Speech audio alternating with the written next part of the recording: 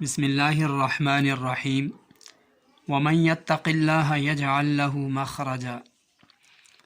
آج کل کے دور میں بہت سارے والدین اولاد کے رشتوں سے متعلق پریشان رہتے ہیں کہ کیا وجہ ہے اولاد اور بالخصوص بچیاں جوان ہو رہی ہیں لیکن کوئی رشتہ نہیں آتا، کیا کسی نے کوئی بندش تو نہیں کر دی؟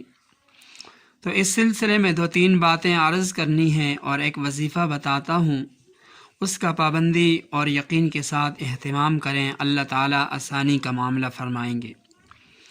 پہلی بات تو یہ ہے کہ حقوق اللہ اور حقوق العباد کی ادائیگی کا اہتمام کریں۔ نماز کا سرے سے پتہ ہی نہیں، دیگر فرائض واجبات کا اہتمام کرتے ہی نہیں، اور ادھر وظیفوں پر زور ہے، تو ایسے میں اللہ تعالیٰ کی طرف سے کہاں آسانی کا معاملہ ہو سکتا ہے؟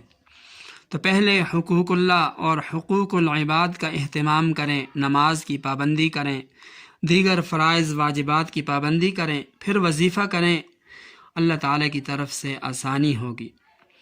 دوسری بات جو بہت اہم ہے وہ یہ ہے کہ آج کل جو اولاد کے رشتے آسانی سے نہیں ہوتے، اس کی بنیادی وجہ دونوں طرف کی فضول شرائط ڈیمانڈیں ہیں۔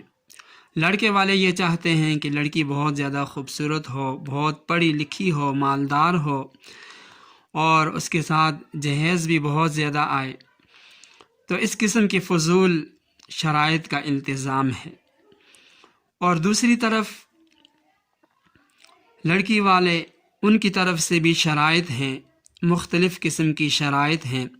مثلا لڑکا بہت زیادہ پڑھا لکھا ہو، بہت زیادہ تعلیم یافتہ ہو، سرکاری ملازم ہو، اچھی تنخواہ دار ہو، تو ایسی فضول شرائط کا التزام جب ہوگا تو پھر بچے اور بچیوں کی عمریں ضائع تو ہوں گی۔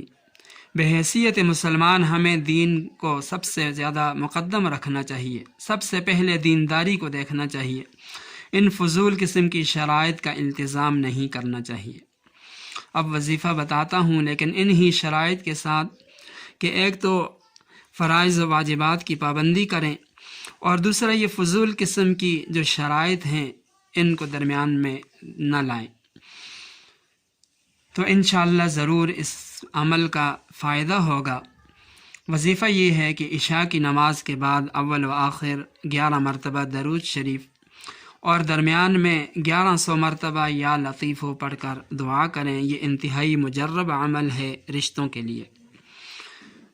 دوسرا وظیفہ عشاء کی نماز کے بعد اول و آخر 11 مرتبہ درود شریف اور درمیان میں 41 مرتبہ سورہ طلاق کی یہ آیت ہے، وَمَن يَتَّقِ اللَّهَ يَجْعَل لَّهُ مَخْرَجًا وَيَرْزُقْهُ مِنْ حَيْثُ لَا يَحْتَسِبُ وَمَن يَتَوَكَّلْ عَلَى اللَّهِ فَهُوَ حَسْبُهُ۔ یہ آیت ہے، اس کو 41 مرتبہ پڑھنا ہے اور یہ عمل 41 دن کرنا ہے۔ یہ انتہائی مجرب عمل ہے رشتوں کی بندش کے لیے، رشتوں کے لیے